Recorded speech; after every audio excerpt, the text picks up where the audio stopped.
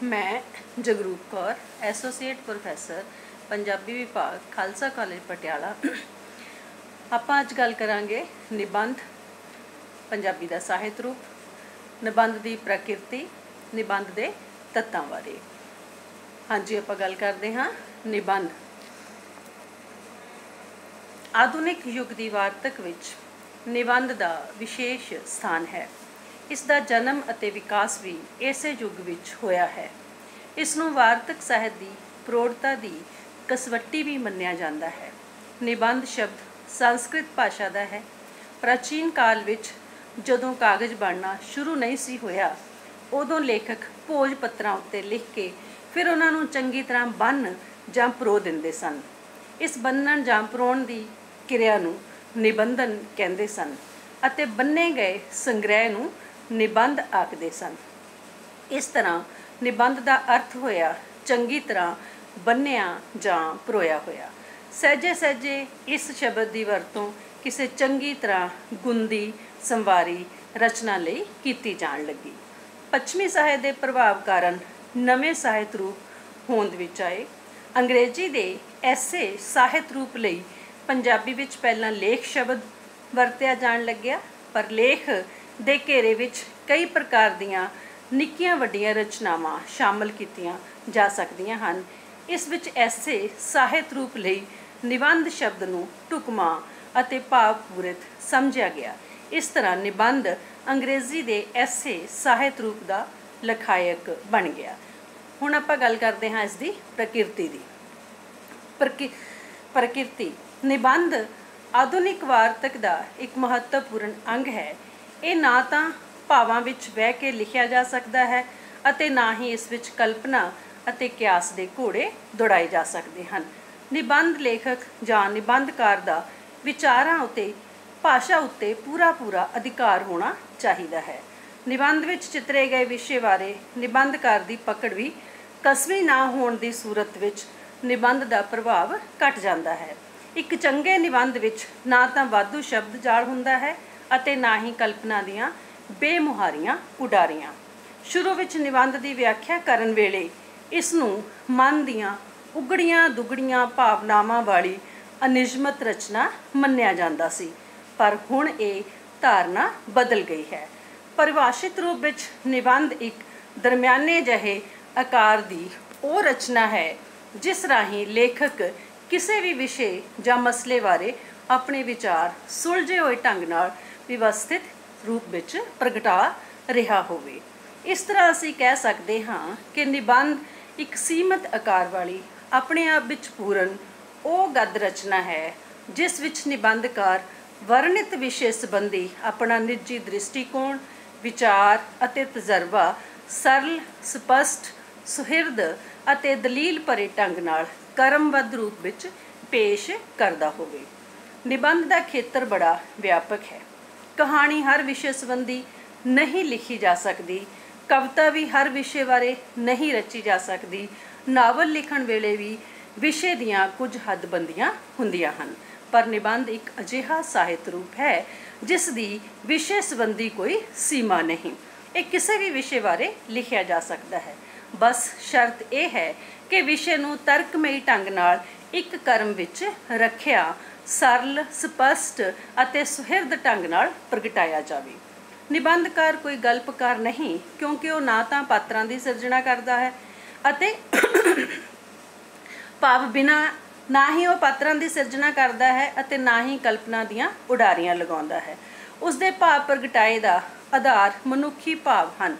उन्हां भावां की बौद्धिक व्याख्या वो इस तरह करता है कि भाव बिना खिंडे पाठक नूं ਸਾਹਿਤਿਕ आनंद दिंदे हुए उसके ज्ञान विच वाधा करन। सो इस तरह निबंध बौद्धिक बुद्धि नूं टुंबण वाला विषय पूर्वक महत्वपूर्ण ਸਾਹਿਤ रूप है। हुण आपां गल करते हाँ निबंध के तत्तां की। विद्वानां ने निबंध लई लगभग 6 तत्त ने जिहड़े ओह निश्चित कीते हन। उन्हां विचों पहला है व्यक्तिगत छाप, दूसरा है बुद्धि अते भावां दा सुमेल, तीसरा है निबंधकार अते पाठक का संपर्क, चौथा है मौलिकता, पंजवां संखेपता अते छेवां स्पष्टता। सब तो पहला आपां गल करते हाँ व्यक्तिगत छाप की। निबंध विच क्योंकि निबंधकार दे दृष्टिकोण, विचारधारा जां अनुभवां दा प्रगटावा हुंदा है, इसलिए उसदे व्यक्तित्व की स्पष्ट छाप उसकी निबंध रचना तो मिल जाती है। इस गल नाल विद्वान सहमत हन कि किसी लेखक के विचार अते गुण उसकी रचना विच उस तरह समाए हुंदे हन जिवें फुੱਲ विच सुगंध मौजूद रहिंदी है। असल विच व्यक्तित्व किसी लेखक का वो प्रबल गुण जां पछाण है जो अणडिठे रूप विच उसदे साहित्य दियां उन्हां सारियां वस्तुआं लई जिम्मेवार है जो दूजियां दे साहित्य विच नहीं मिलदियां। फलसरूप निबंध विच उसदे लेखक के व्यक्तित्व की छाप अवश्य मौजूद रहिंदी है। किसी साहित्य रचना विच उसदे लेखक के मन का प्रतिबिंब पैंदा है। उस प्रतिबिंब ही उसदे व्यक्तित्व की छाप है, क्योंकि हर एक मनुख का आचार विचार एक समान नहीं हुंदा। इसलिए उसकी रचना विच भी दूजे लेखकों दी रचनावां नालों नखेड़ जरूर रहिंदा है। निबंध असलों आपे दा प्रकाश है। इस राही निबंधकार अपने आप नूं, अपनी मैं नूं होरनां रचना विधियां जां साहित्य रूपां नालों अधिक कुशलता नाल प्रगटा सकण विच सफल हुंदा है। उसदे सोहज स्वाद, बिरतियां, रुचियां, संस्कारां दा सही चित्र उसदे निबंध तो प्राप्त हो सकता है। लेखक की यह व्यक्तिगत छाप निबंधां विच मुख तौर ते तीन तरह नाल अनुभव की जा सकती है। एक वो जिथे निबंधकार केवल अपने अनुभव नूं ही इन बिन प्रगट कर रहा होवे, उसनों इस गल का कोई परवाह ना होवे कि वह विद्वान उस विषय के संबंध विच की विचार या मत रखते हैं। दूजे वो जिथे निबंधकार निजी अनुभव की थां ते बाहरों हासिल किए ज्ञान का अपनी प्रतिक्रिया सहित पुनर प्रगटावा करता है। तीजा वो जिथे निजी अनुभव अते बाहरले ज्ञान का सुमेल मिलता है। ये पहले दोहां का मिलमा रूप है अते इसे नूं ही आदर्शक निबंध का आधार मन्निया जाता है। निबंध का अगला महत्वपूर्ण तत्व है बुद्धि अते भावां का सुमेल। बुद्धि अते भावां का सुमेल किसी सफल निबंध की बुनियाद है। मनुख विच बुद्धि अते भावां का संबंध क्रमवार मस्तक अते हिरदे नाल है। जज्बाती लेखक की अभिव्यक्ति हिरदे नाल संबंधित है अते चिंतनशील व्यक्ति हर गल दिमागी पद्धर ते साबित करता है। चंगा या उत्तम व्यक्तित्व वो है जिस विच दोहां दा सुमेल रहिंदा है। एक पासड़ व्यक्ति दे आचार विचार विच संतुलन जां समापन नहीं हुंदा। जिहो जिहा किसी निबंधकार का व्यक्तित्व होवेगा उहो जिहा ही उसके निबंध का स्वरूप होवेगा। सफल अते सहज व्यक्तित्व वाला निबंधकार संतुलन निबंध लिखण विच कामयाब हुंदा है। इसलिए चंगे निबंध विच बुद्धि अते भाव का सुमेल होना चाहिए है। यह सुमेल हिरदे विचों फुटे भाव नूं इस ढंग नाल प्रगट करे कि उस उत्ते बुद्धि का अनुशासन बनिया होवे। इत्थे भाव दलील दियां पैड़ां उत्ते चल के सिट्टे उत्ते पहुँचना है। अगला निबंध का तत्व है निबंधकार अते पाठक का संपर्क। निबंध एक अजिहा साहित्य रूप है जिस राही निबंधकार अपने विचारां, भावां जां अनुभवां की सीधी सांझ पाठक नाल कायम करता है। ये दोहां विचाले एक प्रकार के संवाद की भूमिका निभाउंदा है। निबंधकार कहता जा रहा है अते पाठक सुनता जा रहा है। इस संवाद राही हौली हौली निबंधकार अपने भाव जां विचार नूं पाठक के मन विच स्थापित कर रहा हुंदा है। एक निबंध किसी निबंधकार के मन की वो खिड़की है जिसनूं वो पाठक वल खोलता है अते पाठक उस खिड़की राही निबंधकार के मन अंदर झांकण का यतन करता है। निबंध असल विच निबंधकार अते पाठक विचाले एक पुल है जो निबंधकार के विचार नूं पाठक तक पहुँचाउण लई सहायता करता है। भाव जां विचार निबंधकार के हिरदे विचों फुट के निबंध विच पहुँचता है। निबंध निबंधकार के भाव जां विचार की संचार भूमि है। इस विच भाव जां विचार नूं विचरण स्थित होण का मौका मिलता है। इस दे बाद पाठक के मन विच ਉਹ ਵਿਚਾਰ ਸਥਾਨ ਅੰਤਰਿਤ ਹੋ ਜਾਂਦਾ ਹੈ। ਇੱਥੇ ਨਿਬੰਧ ਦਾ ਕੰਮ ਦੋਹਰਾ ਹੈ। ਉਹ ਇੱਕ ਪਾਸੇ ਭਾਵ ਜਾਂ ਵਿਚਾਰ ਨੂੰ ਨਿਬੰਧਕਾਰ ਤੋਂ ਪ੍ਰਾਪਤ ਕਰਦਾ ਹੈ ਅਤੇ ਦੂਜੇ ਪਾਸੇ ਉਸ ਨੂੰ ਪਾਠਕ ਦੇ ਮਨ ਵਿੱਚ ਸੰਚਾਰਿਤ ਕਰਦਾ ਹੈ। ਨਿਬੰਧ ਦਾ ਅਗਲਾ ਤੱਤ ਹੈ ਮੌਲਿਕਤਾ।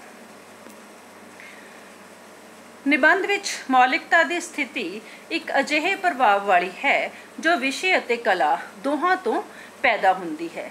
ਵੇਖਣ ਵਿੱਚ ਆਇਆ ਹੈ ਕਿ ਕਈ ਲੇਖਕਾਂ ਦੇ ਭਾਵ ਜਾਂ ਵਿਚਾਰ ਮੌਲਿਕ ਹੁੰਦੇ ਹਨ ਅਤੇ ਕਈ ਲੇਖਕਾਂ ਦੇ ਕਹਿਣ ਦਾ ਢੰਗ ਅਨੂਠਾ ਅਤੇ ਵਿਲੱਖਣ ਹੁੰਦਾ ਹੈ।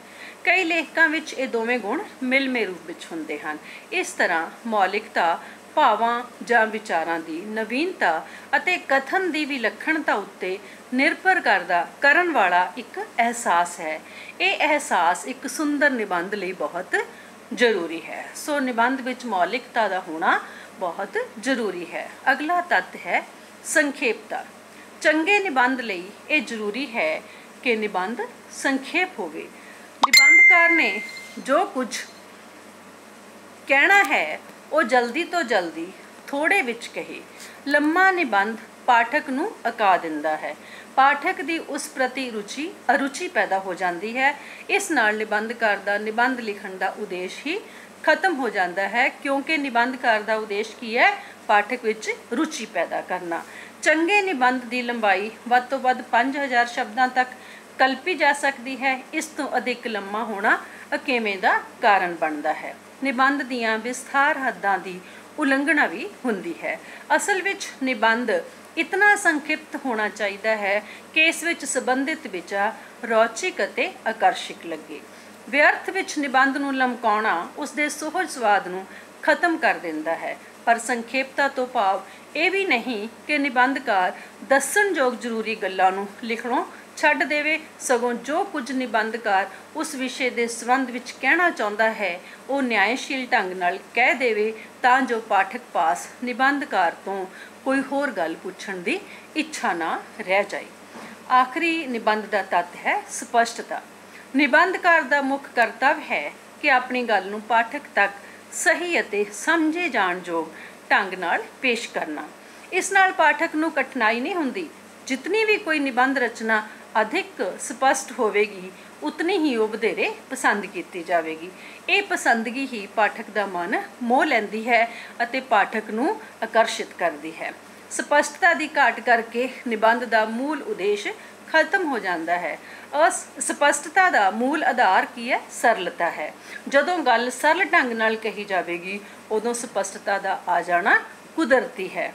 ਇਹ ਠੀਕ ਹੈ ਕਿ ਦਾਰਸ਼ਨਿਕ ਜਾਂ ਅਧਿਆਤਮਵਾਦੀ ਵਿਸ਼ਿਆਂ ਨਾਲ ਸੰਬੰਧਿਤ ਕੁਝ ਅਜਿਹੇ ਨਿਬੰਧ ਹੁੰਦੇ ਹਨ ਜਿਨ੍ਹਾਂ ਵਿੱਚ ਸਪਸ਼ਟਤਾ ਲਿਆ ਸਕਣਾ ਕਈ ਵਾਰ ਸੰਭਵ ਨਹੀਂ ਹੁੰਦਾ। ਪਰ ਇਹ ਗੱਲ ਧਿਆਨ ਵਿੱਚ ਰੱਖਣੀ ਚਾਹੀਦੀ ਹੈ ਕਿ ਜਾਣ-ਬੁੱਝ ਕੇ ਅਸਪਸ਼ਟਤਾ ਦਾ ਜਾਂ ਧੁੰਦਲਾਪਣ ਨਹੀਂ ਲਿਆਉਣਾ ਚਾਹੀਦਾ। ਅਸਪਸ਼ਟਤਾ ਦੇ ਕੁਝ ਕੁ ਮੁੱਖ ਕਾਰਨ ਹਨ। ਇੱਕ ਤੇ ਇਕਸਾਰਤਾ ਦੀ ਘਾਟ, ਇੱਕ ਵੱਡੇ ਬੇਤਰਤੀਬੇ ਵਾਕ, ਪੈਰਿਆਂ ਵਿੱਚ ਇੱਕ ਤੋਂ ਵੱਧ ਵਿਚਾਰ ਜਾਂ ਭਾਵ ਦੀ ਭਰਤੀ, ਇਸ ਤਰ੍ਹਾਂ ਜਾਂ ਵਧੇਰੇ ਅਲੰਕਾਰਾਂ ਦੀ ਵਰਤੋਂ। ਇਸ ਤਰ੍ਹਾਂ ਅਸਪਸ਼ਟਤਾ ਹੈ ਜਿਹੜੀ ਉਹ ਨਿਬੰਧ ਵਿੱਚ ਪੈਦਾ ਹੋ ਜਾਂਦੀ ਹੈ। ਸੋ ਇਹ ਸਪਸ਼ਟ ਹੈ ਕਿ ਇਹਨਾਂ ਤੱਤਾਂ ਦੇ ਆਧਾਰ 'ਤੇ ਹੀ ਨਿਬੰਧ ਹੈ ਜਿਹੜਾ ਜੇ ਦੇਖਿਆ ਜਾਵੇ ਤਾਂ ਇੱਕ ਸਫਲ ਨਿਬੰਧ ਹੋ ਸਕਦਾ ਹੈ। ਧੰਨਵਾਦ।